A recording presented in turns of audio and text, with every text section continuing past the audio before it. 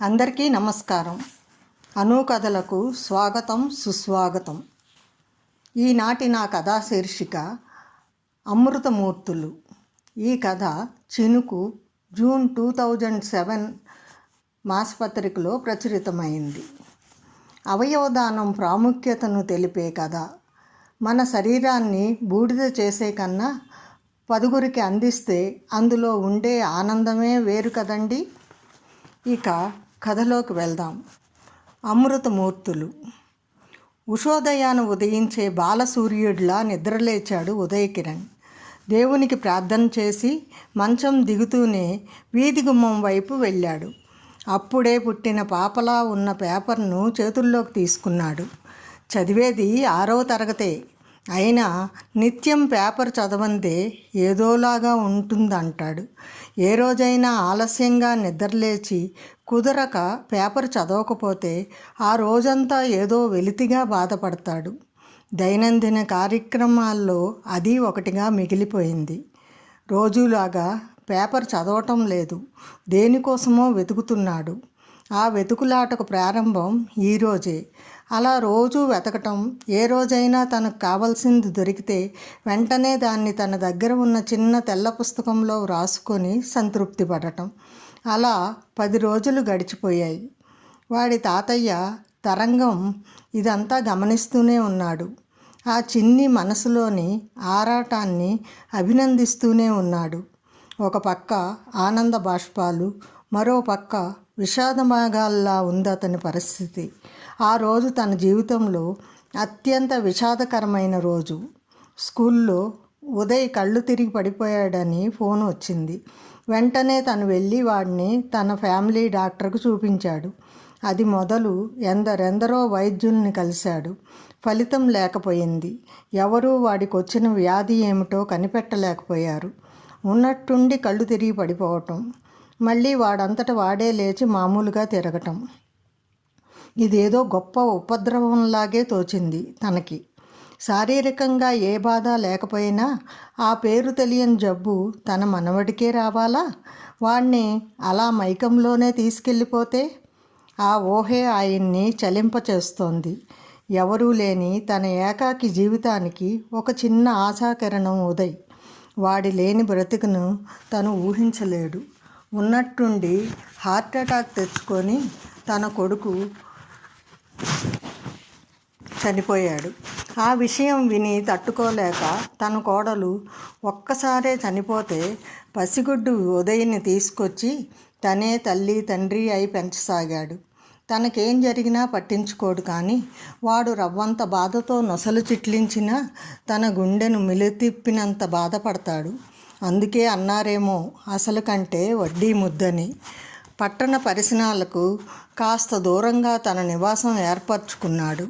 సాయంత్రం స్కూల్ నుంచి రాగానే కాసేపు ఈ పంట పొలాల దగ్గరికి తీసుకొస్తాడు. ఆ చల్లగాలి అయినా వాడి శరీరంలో తెలియని జబ్బు మంటను తగ్గిస్తుందేమోనని. ఇదెక్కడ మాయరోగం? క్యాన్సర్, ఎయిడ్స్కి మించినదిలా ఉంది.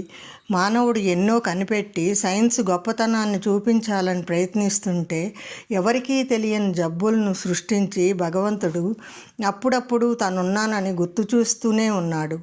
ఆ గుర్తింపు తన మనవడితోనే మొదలవ్వాలా అనుకున్నాడు. కానీ తను ఇంత సంకుచితంగా ఆలోచిస్తున్నాడే అని విస్తుపోక మానలేదు. విశాల భావాలకు ఆలయం తన హృదయం. చిన్నతనం నుంచి దాన్ని రాగంలా మార్చి రంగరించి పోశాడు తన మనవడికి. అలాంటిది ఈరోజు ఇలా ఎందుకు బాధపడుతున్నాడు? స్వార్థం అనే కలుపు మొక్కను తన చుట్టుపక్కల లేకుండా జాగ్రత్త పడుతున్నాడే. అలాంటిది అది విత్తులా తన మదిలో నాటుకోవాలని ప్రయత్నిస్తోందా? వీల్లేదు. అలాంటిది ఎప్పటికీ జరగటానికి లేదు. దాన్ని సమూలంగా నాశనం చేసే వరకు తను నిద్రపోడు. అది సత్యం. ఉదయ్, 7 అయింది కన్నా, రా, కాసేపు వచ్చి కళ్ళు మూసుకొని ఆ సూర్యభగవానుడి ముందు కూర్చో. అలాగే తాతయ్య అంటూ వచ్చి బుద్ధిగా కూర్చున్నాడు. కనిపించే వైద్యుడు సూర్యుడు. అందుకే ఉదయ వేళల్లో ఒక అరగంట తన మనవడు ఆయన కిరణాల వానలో అభ్యంగన స్నానం చేసి ఆరోగ్యానికి అదనపు శ్రద్ధనిచ్చి ఆయుష్ పెరగటానికి ప్రయత్నిస్తున్నాడు. ఫలితం తప్పక ఉంటుందని తన ప్రగాఢ నమ్మకం. ఉదయ్, ఇక చాలేమ్మా. అలాగే, తొందరగా రెడీ అయితే నేను స్కూల్లో దింపేసి వస్తాను. బుద్ధిగా చదువుకుందువు గాని. చిటికలో తయారైపోతాను, నువ్వే చూస్తావుగా అంటూనే పరుగు తీశాడు కుందేళ్ళ. శారదా టీచర్ క్లాస్లోకి వచ్చింది. పిల్లలంతా మర్యాదగా లేచి నిలబడ్డారు. గుడ్ మార్నింగ్ టీచర్ అన్నారు అందరూ గొంతు కలిపి. వెరీ గుడ్ మార్నింగ్, అందరూ కూర్చోండి అన్నాక పిల్లలంతా కూర్చున్నారు. అప్పుడు ఆమె మానవత్వం పాఠం తీయమని చెప్పి వివరంగా చెప్పింది. అంతే. అప్పటిదాకా ఉదయ్ హృదయంలో తాతయ్య పెంపకంలో మొగ్గగా ఉన్న మానవత్వం ఈ పాఠంతో పుష్పంలా వికసించింది. తనకు తానే ఒక దృఢ నిశ్చయానికి వచ్చాడు. ఆ కళ్ళలో వెలుగు ఇంకెందరి మనసుల్లో వెలుగులు నింపుతుందో వేచి చూడాల్సిందే. స్కూల్ వదిలేశాక గేటు బయటకు వస్తున్న ఉదయ్కి వాచ్మ్యాన్ ఒక పిల్లవాడిని పక్కన కూర్చోపెట్టుకోవటం గమనించాడు. ఎప్పుడూ ఆ బాబుని తను చూడలేదు. ఎంత ముద్దుగా ఉన్నాడో అనుకున్నదే తడవగా అక్కడ చేరి ఎవరీ బాబు అని అడిగాడు వాచ్మ్యాన్ని. నా బాబే బాబు, ఇంటికాడ మా ఇంటిది ఒళ్ళు బాగోక మంచాన పడింది. ఈడికా కళ్ళు లేవు, కనబడక ఏ అఘాయిత్యం జరుగుతుందోనని నేనే ఇలా తీసుకొచ్చాను. అలాగా అంటూ ఆలోచనలో పడ్డాడు ఉదయ్. ఎంత బాగున్నాడు పాపం, కళ్ళు లేవా? తనలాగా ఈ రంగుల ప్రపంచాన్ని చూడలేడన్నమాట. కొందరు ఇలా ఎందుకు పుడతారు? ఏదో పాపం చేశారంటారే, అసలు పాపం అంటే ఏమిటి? తాతయ్యని తప్పక అడగాలి అనుకుంటూ వడివడిగా అడుగులు వేస్తూ ఇంటికి చేరాడు. తాతయ్య ఉయ్యాల బల్ల మీద ఊగుతూ ఏదో ఆలోచిస్తున్నాడు. స్కూల్ బ్యాగును అలమారలో పెట్టి కాళ్ళు చేతులు శుభ్రంగా కడుక్కొని మంచినీళ్లు తాగాడు. ఇంకా తాతయ్య ఆలోచనలోనే ఉన్నాడు. ఈ మధ్య అలానే ఉంటున్నాడు. లేకుంటే తను స్కూల్ నుంచి వచ్చే సమయానికి గుమ్మం దగ్గరే ఎదురు వచ్చి తన బ్యాగును అందుకునేవాడు. అది లోపల పెట్టి మంచినీళ్ళు తీసుకువచ్చి ఇచ్చేవాడు. అలా ఆలోచిస్తూనే తాతయ్య దగ్గరికి వెళ్ళాడు. అప్పుడు చూశాడు మనవడిని ఆయన. అరే ఉదయ్ నాన్న, వచ్చేసావా? నేను చూడనే లేదురా, కాళ్ళు కడుక్కున్నట్లున్నావే, మంచినీళ్ళు తాగావా అడిగాడు ఆప్యాయంగా. అన్నాడు. దా ఇలా నా పక్కన కూర్చుందువు గాని అంటూ ఊయల్ని ఆపి ఉదయ్ని పక్కన కూర్చోబెట్టుకున్నాడు. అప్పటిదాకా ఒగ్గపెట్టుకుని ఉన్న ఉదయ్, తాతయ్య నాదొక సందేహం అన్నాడు. అడుగు కన్నా. మన చుట్టూ ఉన్న వాళ్ళంతా ఒకలా ఉండరేం? కొందరు గుడ్డివాళ్ళు, కొందరు కుంటివాళ్ళు, మరికొందరికి గుండె జబ్బులు. ఇలా ఎందుకు జరుగుతోంది? చూడు ఉదయ్, అందరూ ఒకలా ఉండటం లేదని గమనించావు, బాగుంది. అలాగే అందరి మనస్తత్వాలు కూడా ఒకలా ఉండవు. చూడు, మన గుమ్మం ముందుకు బిచ్చగాళ్ళు ఎవరైనా రాగానే ఎక్కడ ఉన్నా పరుగును వెళ్ళి బియ్యమో అన్నమో నువ్వు పెడతావు. మరి పక్కింటి బాలు పోవయ్యా అని కసురుకుంటూ వాళ్ళ ముందే తను తింటూ ఉంటాడు. మనకున్న దాంట్లో లేని వారికి కొంత పెట్టడం నేర్చుకోవాలి. అలా చేయని వాళ్ళంతా మళ్ళీ జన్మలో ఇలా ఏదో ఒక అవలక్షణంతో పుడతారు. మనిషి బాగుంటే చాలదు, మనసు కూడా బాగుండాలి. ఆ మనసు ఎప్పుడూ స్వచ్ఛంగా పరులకు ఉపయోగపడుతూ ఉండాలి. ఇంకా వివరంగా చెప్పాలంటే చంద్రుడిలా ఉండాలి. మానవత్వపు వెన్నెల్ని పరవాలి. అలాగా అన్నాడు. వాడి బుల్లి బుర్రలో అప్పటిదాకా ముసిరిన మేఘాలన్నీ మాయమయ్యి నిర్మలమైన ఆకాశంలా తయారయ్యాడు. ఆ రోజు రాత్రి తన తెల్ల పుస్తకంలో ఏదో రాసుకోవటం మాత్రం మర్చిపోలేదు. పక్కింట్లోంచి ఏడుపులు వినిపిస్తున్నాయి. చదువుకుంటున్న ఉదయ్ ఒక్క ఉదుటును పరిగెత్తాడు కంగారుగా. నా పాప నాకు దక్కదా అని ఆవిడ ఒకటే ఏడుస్తోంది. ఊరుకో, ఏం చేస్తాం, మనం బేదోళ్ళం. ఆ విషయం తెలిసినా జబ్బులన్నీ మనలాంటి వాళ్ళకే రాస్తాడా భగవంతుడు? 1,00,000 రూపాయలు పెట్టి కిడ్నీ ఎలా కొనిస్తాం మామ? మింగటానికి వెతుక్కునేవాళ్ళం. పంటల్లో నష్టం వస్తోందని నీ కిడ్నీ అమ్మేశావు. నావి పాడైపోయాయని డాక్టరే చెప్పాడు. నేను బతికుండగానే నా తల్లి పోతుందా?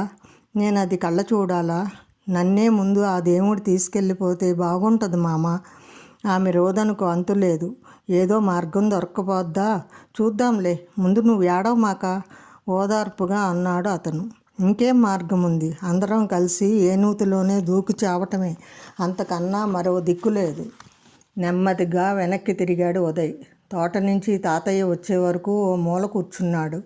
వరండాలో చెప్పులు వదులుతూ ఉదయం చూసి, ఏమిటి వీడు ఇలా ఉన్నాడు చెప్పమా అనుకున్నాడు. బావి దగ్గరికి వెళ్ళి ముఖం కడుక్కుని వచ్చాడు. ఉదయ్, ఇటు రా నాన్న అని పిలిచాడు. పలకనే లేదు. ఇలా 2-3 సార్లు పిలిచాక, పిలిచావా తాతయ్య అన్నాడు. అవునరా కన్నా, చిట్టి నాన్న ఎందుకో పరధ్యానంగా ఉన్నాడే. కిడ్నీలు అమ్ముకుంటారా తాతయ్య? సూటిగా వచ్చింది ప్రశ్న. అమ్ముతున్నారా? నిజం చెప్పాలంటే అలా మన శరీరంలో భాగాలు అమ్ముకోవటం చాలా తప్పు. భగవంతుడు ప్రసాదించిన శరీరం 10 మందికి ఉపయోగపడాలి. ఎంతోమందికి ఆదర్శంగా నిలబడటానికి నిదర్శనంగా ఉండాలిరా. కానీ కష్టాలు గట్టెక్కించుకోవటానికి ఉన్న 2 కిడ్నీల్లో ఒకటి అమ్ముకోవటం కొంతమందికి అలవాటుగా మారింది. మరి ఒకటి అమ్మేస్తే మిగిలిన దాంతో బతకొచ్చా? దానికేం, జబ్బు రానంత వరకు బతకొచ్చు. అలాగా, ఒక్క నిమిషం ఆగి, తాతయ్య, బతికున్న వాళ్ళ దగ్గర నుంచి తీసే బదులు చనిపోయిన వాళ్ళ దగ్గర నుంచి తీసి ఇలాంటి వాళ్ళకి పెడితే బాగుంటుంది కదా. చాలా బాగుంటుంది ఉదయ్, కానీ శవాన్ని కాల్చి బూడిద చేయటానికి మాత్రమే ఒప్పుకుంటారు ఈ జనం. చనిపోయి కూడా మరెందరి జీవితాలకు వెలుగునిచ్చే అవకాశం ఉన్నా ఉపయోగించుకోరు. అదే నేనెప్పుడూ బాధపడుతుంటాను. అదే జరిగితే ఈ లోకంలో రోగుల సంఖ్య చాలా తగ్గిపోతుంది.